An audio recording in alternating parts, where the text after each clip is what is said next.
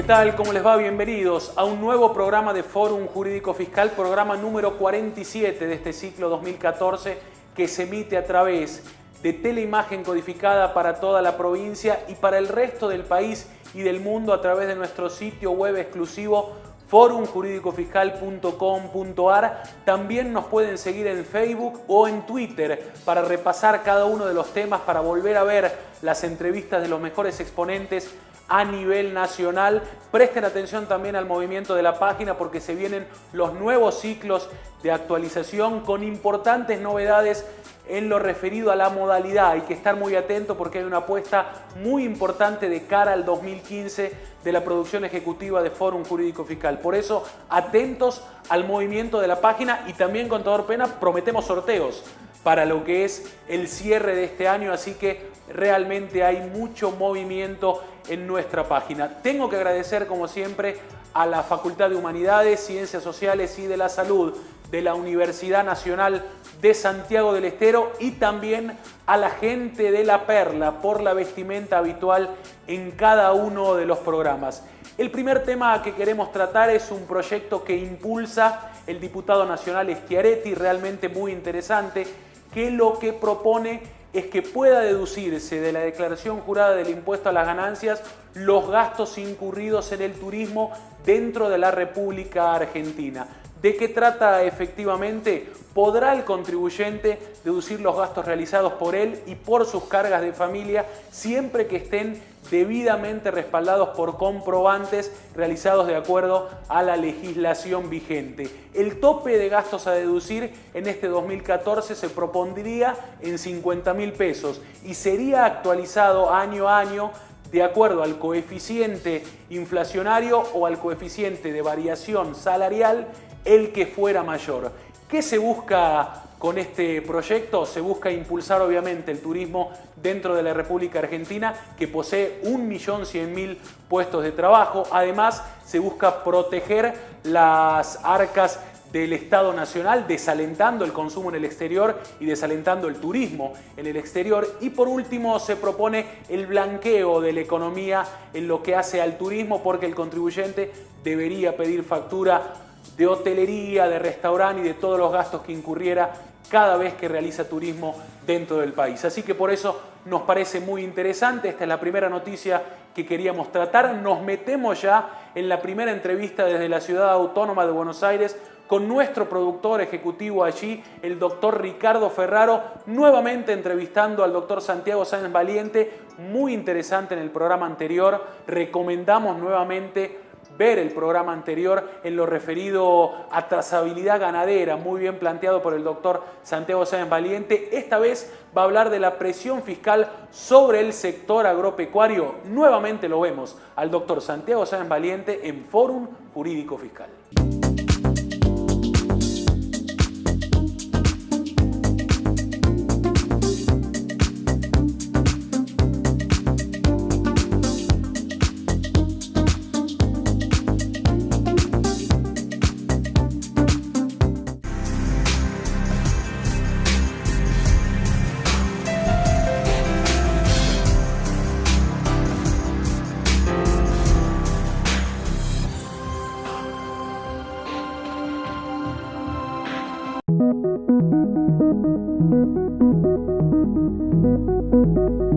Hay una gran preocupación en la competitividad de las cadenas de valor, del agro.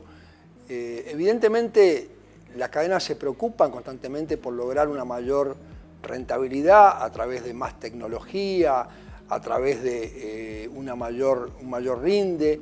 Por supuesto, piden a Dios que se mejore la cuestión climática constantemente. Sabemos que la emergencia agropecuaria tiene muchas deficiencias que no apoyan al productor en estas situaciones.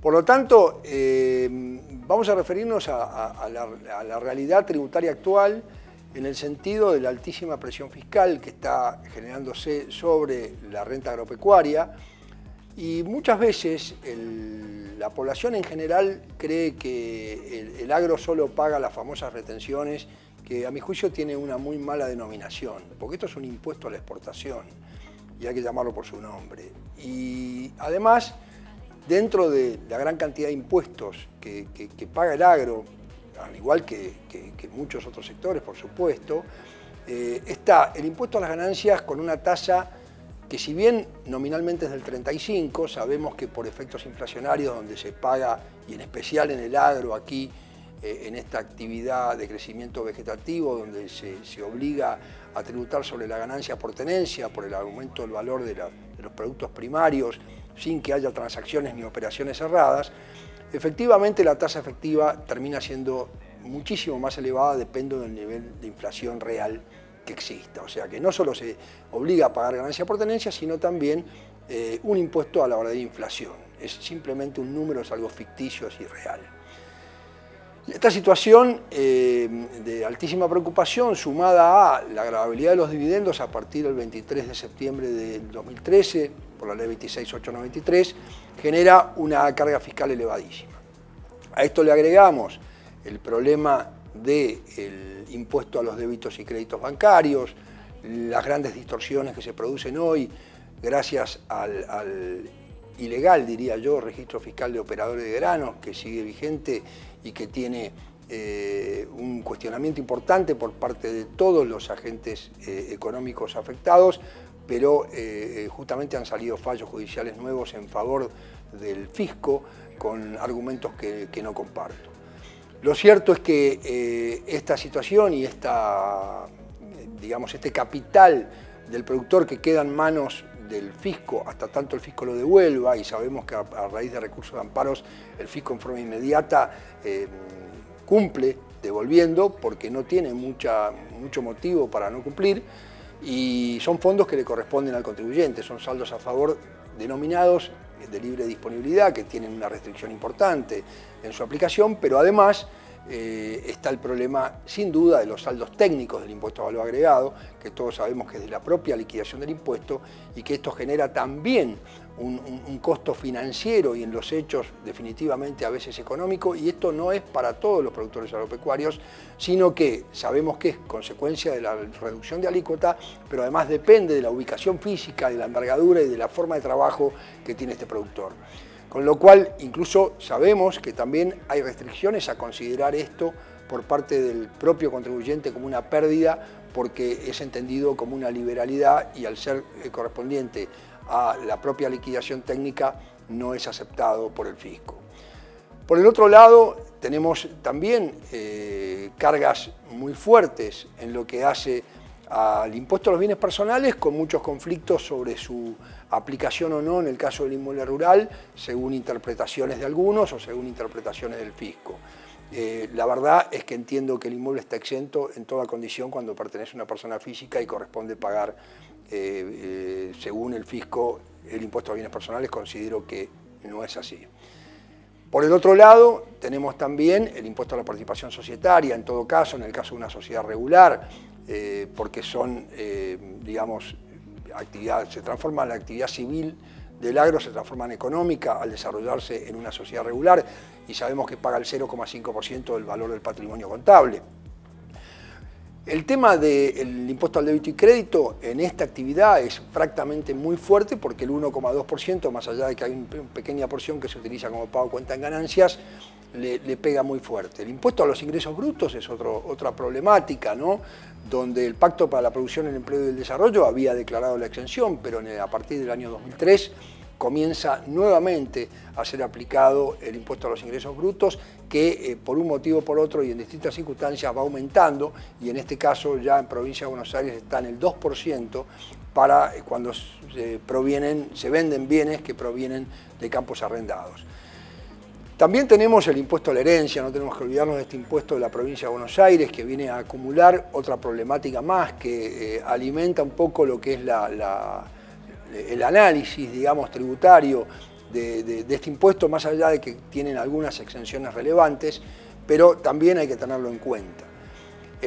Por otro lado, el impuesto inmobiliario, en el caso del agro puntualmente, sumado a tasas que en realidad son impuestos, porque la tasa de red vial, por ejemplo, yo mismo me encajé el otro día, hace muy poco, en un campo que fui a visitar con mi auto, realmente los caminos están en un estado desastroso y esa tasa es muy elevada y muchas veces incluso se habló de resolver el problema de los lecheros respecto del precio de su producto, pero no lo pueden sacar del campo por problemas de caminos, con lo cual hay un panorama sumado al impuesto inmobiliario con el multipropietario, que si uno encima no lo paga se pierde lo que es el descuento por buen contribuyente, y estas situaciones de convenio multilateral que también generan una incertidumbre muy grande, y ahora vamos a ver al doctor Fabián, que va a referirse a la temática. O sea, yo creo que la cuestión de la competitividad, a pesar del esfuerzo que hacen las cadenas de valor de maíz, de soja, de girasol, para poder lograr un mayor desarrollo de la producción, con mejores rindes, constantemente estudiando la cuestión, realmente se está complicando de manera muy peligrosa, porque todo negocio funciona con rentabilidad. Si le quitamos la rentabilidad, donde estudios profundos, que no los digo yo, sino que la revista Márgenes Agropecuarios y CREA, el grupo CREA de Consorcios Regionales Agrícolas, plantean una presión fiscal, un porcentaje, mejor dicho, sobre el total de la renta, entre el 80 y 85-90% de la renta, creo que es insostenible. Incluso las situaciones de emergencia agropecuaria tienen unas inequidades manifiestas que debiera corregirse, más allá de que en su momento se modificó la ley, la modificación de fondo prácticamente fue nula. Copiaron directamente la normativa, la ley anterior, y se creó una comisión de análisis, pero no hay tampoco medidas post-emergencia que debieran plantearse para poder resolver estas cuestiones de fondo en una actividad donde obviamente no es la única que tiene problemas y donde no es la única que tiene una presión fiscal elevada, pero que es la que realmente trae más del 50% de las divisas al país y es la que, entiendo, puede llegar a salvar a la Argentina, así como en su momento fue el granero del mundo, y hoy por hoy lograr un crecimiento y de que todos tengamos un país mejor, una vida mejor. Y creo que, bueno, nosotros ya estamos un poco jugados, como decíamos con Ricardo Ferraro, ya somos, ambos somos abuelos y lo que esperamos entonces es para nuestros nietos que tengan un país mejor, pero la verdad que la estructura tributaria de la Argentina, en el caso agropecuario, insisto también en otros sectores, es absolutamente indispensable una corrección y el ajuste por inflación creo que no da más de estar pagando impuestos sobre rentas inexistentes sin considerar en absoluto la capacidad contributiva, es algo francamente preocupante.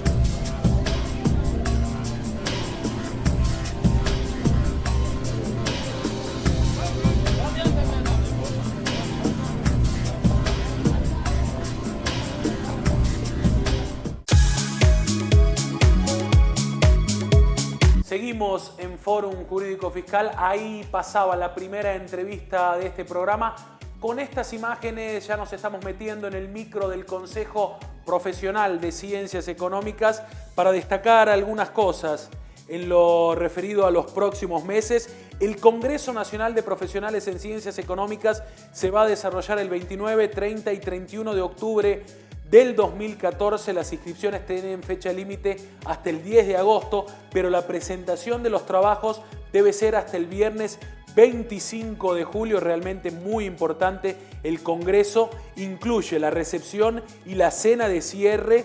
Hay que consultar todo en la sede de nuestro Consejo Profesional de Ciencias Económicas. El hospedaje será en un hotel de 4 estrellas en el Amerian de Salta con una amplia financiación. Hay que estar muy atento porque se viene un nuevo Congreso Nacional y esto es realmente muy importante. En otro orden de cosas, también el Consejo de Ciencias Económicas informa que del 26 al 29 de noviembre del año 2014 se desarrollarán las Olimpiadas Regionales Zona Norte para profesionales en Ciencias Económicas. Será en la provincia de Jujuy con muchísima participación deportiva, con pádel, fútbol, natación, tenis, hockey, básquet, mountain bike, vóley, tenis de mesa, golf, pesca y además truco. Realmente, bueno, este sería lo más lindo para el contador Pena. Truco entonces también está incluido en lo que es los deportes. Y en otro orden de cosas, tengo que destacar, mandándole un saludo a un activo participante de nuestro programa como es el doctor Gerardo Vega, que en Junín se va a desarrollar una nueva edición, esta vez la 11ª, de las jornadas tributarias que lleva a cabo la delegación Junín del Consejo Profesional de Ciencias Económicas de la provincia de Buenos Aires. Se va a desarrollar en esa ciudad del 27 al 30 de agosto venidero. Ahora, esta semana, comprometieron su presencia destacados especialistas que tratarán cuestiones preocupantes de la tributación en el sector agropecuario y la problemática de la vigencia del Pacto Federal Fiscal, sus efectos, la aplicación de retenciones y percepciones de ingresos brutos, así como las consecuencias a raíz de las obligaciones impuestas a los contribuyentes y los mecanismos de defensa. Realmente muy importante esto y también lo queríamos destacar. Otro tema importante de la última semana es la declaración que escuchamos de Eugenio Nito Artaza, senador nacional, que dijo que está en contra de la reforma que se propone a través de la ley de abastecimiento. Dice que esto puede generar un nuevo rebrote inflacionario o generar preocupación porque esto pueda ocurrir y que para mantenerse activo frente a esta coyuntura existen otros elementos que están siendo bien utilizados, dice él, como por ejemplo los precios cuidados, y que además lo más importante que tenemos de su declaración es que podría reducirse, propone él, la alícuota del IVA sobre los bienes de la canasta básica familiar, y esto es lo más importante de su declaración. Además se mostró en contra de las multas importantes para las pymes del interior del país, pero a favor de un observatorio nacional de precios y de cantidad de bienes para proveer al mercado interno de nuestro país. Nos parecía importante, esto es muy novedoso, la opinión de Eugenio Nito Artaza.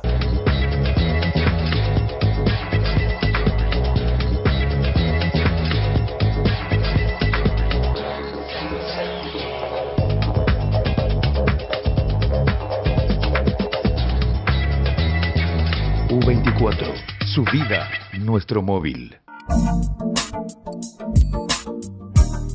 Seguimos en Fórum Jurídico Fiscal. Queríamos recordar en el micro de la Universidad Nacional de Santiago del Estero, más precisamente en el micro de la Facultad de Humanidades, Ciencias Sociales y de la Salud de la Universidad Nacional, que esta es una institución que se ha consolidado como una de las facultades más importantes de la región desde el año 1977, cuando fue su fundación. Es dinámica y flexible y su enfoque con compromiso social ha dado como resultado egresados comprometidos y competitivos en el desarrollo de la provincia. Profesionales que son reconocidos por su capacidad para el desempeño en el mundo laboral y aportar significativamente a sus comunidades. Tiene 12 carreras de grado realmente muy importantes: la licenciatura en Administración, Contador Público Nacional, licenciatura en Enfermería, licenciatura en Psicología, licenciatura en Obstetricia, licenciatura en Educación para la Salud, en Filosofía y además unas carreras de 2 y 3 años muy importantes como la licenciatura en Historia, en Cooperativismo, en Trabajo Social, en Inglés, en Filosofía y en Letras. Así que queríamos destacar nuevamente a la Facultad de Humanidades, que siempre está apoyando el programa. Momento de meternos en una nueva entrevista, esta vez con el doctor Martín Caranta. El doctor Ricardo Ferraro lo entrevista en la Ciudad Autónoma de Buenos Aires para tratar un tema importante: sistemas organizados de pago. Atentos con este tema porque está próxima a expedirse la Corte Suprema de Justicia de la Nación sobre este tema, los sistemas organizados de pago y su gravabilidad en el impuesto a los débitos y créditos. Muy importante, lo vemos el doctor Martín Caranta en Fórum Jurídico Fiscal.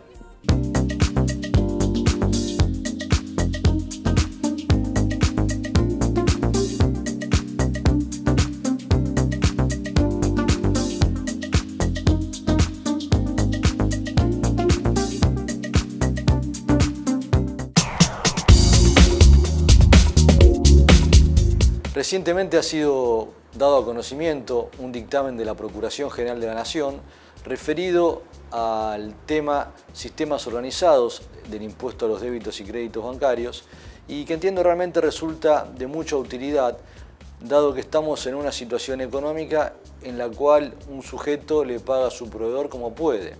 Y evidentemente esto puede tener sus consecuencias en materia de este gravamen.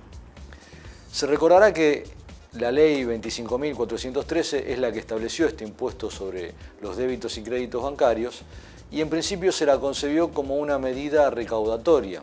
Es decir, lo que se pretendía era cobrar el 6 por mil de todo dinero que entraba en una cuenta bancaria y el 6 por mil de todo dinero que salía de una cuenta bancaria. Dado que lo que se utilizaba al principio eran cuentas bancarias, muchos sujetos advirtieron que si no enviaban su dinero, recibían su dinero a partir de una entidad financiera, no les percutía el gravamen, por ello operaban en efectivo. La ley 25.453 dio cuenta de esta situación y justamente lo que hizo fue ampliar el hecho imponible, agregándole un inciso C al artículo 1 de la 25.413, a través del cual queda alcanzado todo movimiento de fondos que realice cualquier sujeto, incluso en efectivo, sin importar que sean bajo una mecánica determinada, sin importar su denominación y sin importar la instrumentación jurídica. Luego, la Administración Federal de Ingresos Públicos emitió la Resolución General 1135 del año 2001, cuyo artículo 43 lo que hizo fue reglamentar este inciso C de la ley 25.413. Lo que estableció la reglamentación es que el hecho imponible iba a recaer, el hecho imponible en el marco del primero inciso C de la ley, iba a recaer sobre los sistemas organizados de pago. Esto sería cualquier medio de pago que se utilice para evitar las cuentas bancarias y siempre que la utilización del mismo se haga en el ejercicio de una actividad económica. A lo largo del tiempo fue sucediendo que diversas empresas abonaban las deudas que tenían con sus proveedores a través de la modalidad de depósito de dinero en efectivo en las cuentas bancarias de sus proveedores. Estos sujetos entendían principalmente que esta modalidad operativa no configuraba el hecho imponible del impuesto a los débitos y créditos, pero resulta ser que el organismo recaudador, es decir, la AFIP, llegó a un entendimiento diferente, producto de lo cual determinó de oficio gravamen en cabeza de los sujetos que operaban de esta forma. El tema ha venido pasando por varios estadios del sistema judicial, en algunos casos fue al Tribunal Fiscal de la Nación, donde se le dio en la mayoría de los casos la razón al contribuyente. Luego esto pasó a la Cámara Nacional de Apelaciones en lo Contencioso Administrativo Federal, donde la Sala 2 y la Sala 4 le han dado la razón al fisco, revocando la decisión del tribunal. Y ahora, como comenté, el tema está en manos de la Procuración General de la Nación, que ya emitió un dictamen y está esperando ser resuelto por la Corte. Con fecha 2 de junio, entonces, la procuradora Adriana García Neto emitió su dictamen en la causa Máxima Energía y allí obran los argumentos centrales de la opinión de la Procuración que luego fueron replicados en otros casos como ser, por ejemplo, el TETU o la angostura. La Procuración entendió que la cuestión tenía que ser analizada a partir de los planteos que hacía la defensa de la empresa contribuyente. Estos argumentos eran principalmente que no había ninguna norma que obligue a la empresa a depositar todas las cobranzas en una cuenta bancaria, que el depósito de dinero en efectivo como medio de cancelación de pago de las deudas con los proveedores era una modalidad idónea admitida por la ley antievasión, la 25.345, que era irrazonable que se obliga al contribuyente a depositar sus fondos en una cuenta bancaria y asumiendo para ello un mayor costo fiscal, y también se argumentaba sobre la inconstitucionalidad del gravamen a partir de la falta de recepción del principio de legalidad. Comenzando con esto último, entonces, la defensa lo que planteaba era que el hecho imponible se había modificado o se había establecido en algunos de sus aspectos esenciales por la Resolución General 1135 del 2001. Cuando la Procuración trató este tema, lo que dijo en realidad es que todos los movimientos de fondos constituían hecho imponible de gravamen y que la AFIP, con su reglamentación, no modificó el hecho imponible, sino lo que hizo fue precisarlo. una lectura entre líneas de esta opinión de la Procuración daría a entender que la AFIP lo que hizo fue acotar el hecho imponible. Si la ley alcanza todos los movimientos de fondos, la AFIP a través de su reglamentación lo que diría es no son todos, sino los que se realicen en el medio de sistemas organizados de pago. Esto en principio sería en beneficio del contribuyente. Luego la Procuración se refirió justamente al alcance del hecho imponible y lo que dijo es que todos los movimientos de fondos estaban alcanzados.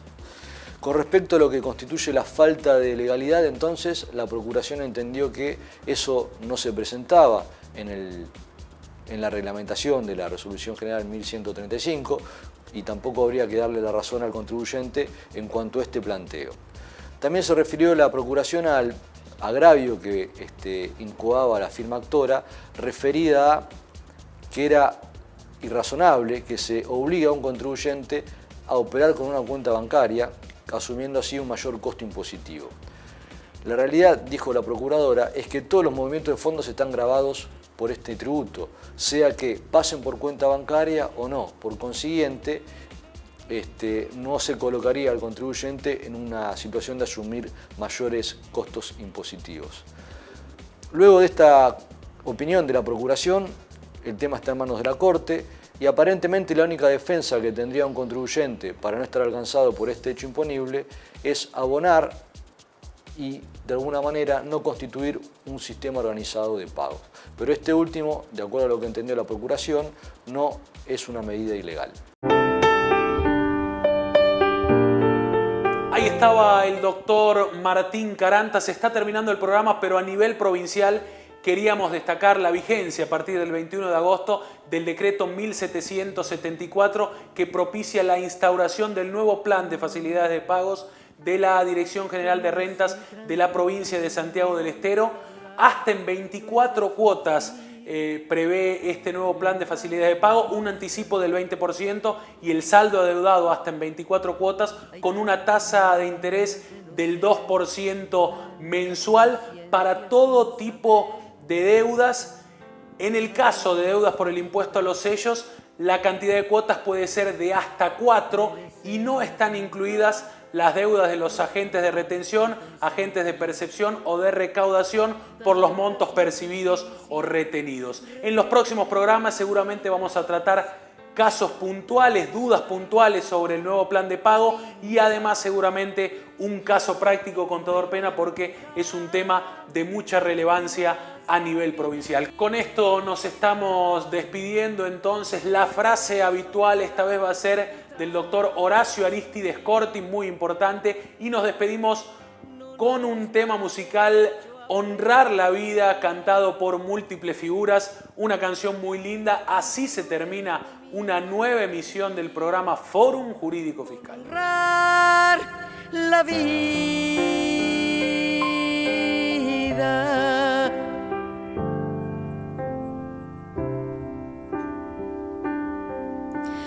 no permanecer y transcurrir no siempre quiere sugerir honrar la vida. Hay tanta pequeña vanidad en nuestra